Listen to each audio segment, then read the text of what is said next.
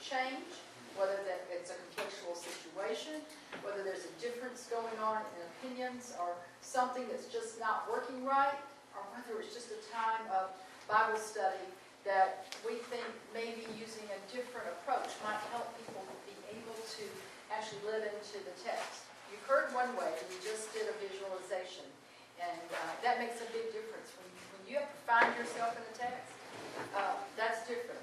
But this piece we call a grace margin because it helps establish a margin of grace, a safe margin of grace around whatever struggle is going on, whatever kind of peace is going on. All of our churches are in the midst of change because our world is in the midst of change. And that change causes grief, loss of what we had, who we thought we were, the way things used to be, the way we want things to be. And people sometimes can't say that because then their voice gets silenced by others. And so what George and I do is we offer a text, and then we invite people to participate in the grace margin. And we want to practice that with you and share that with you. George will set you up around tables. He will walk you through the process. And then I'm going to give you a very short question. Typically we do a biblical text, but we just heard this text. And I'm going to give you a very short question, and George will tell you how we're going to share that with him among the tables. I'm just consulting on the time here. I know, we can do this in 15 minutes.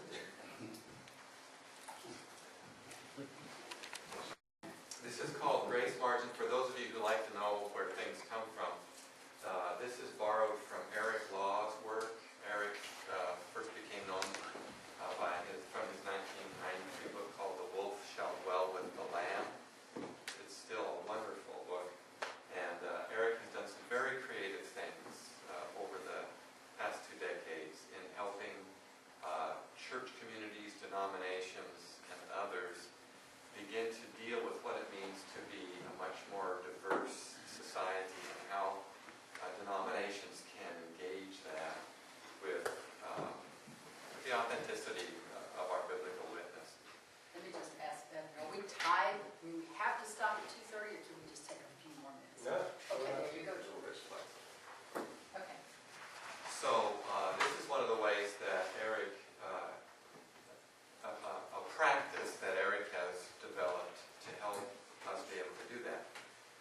It's going to be a little bit different than just sitting around and talking. So the first thing I'd like everybody to do is, before we talk about what you're going to do, is make sure there are 6 of you at a table. And if there are not 6 at a table, then figure out how you're going to do that. Some of you are going to have to move. As soon as your table has 6,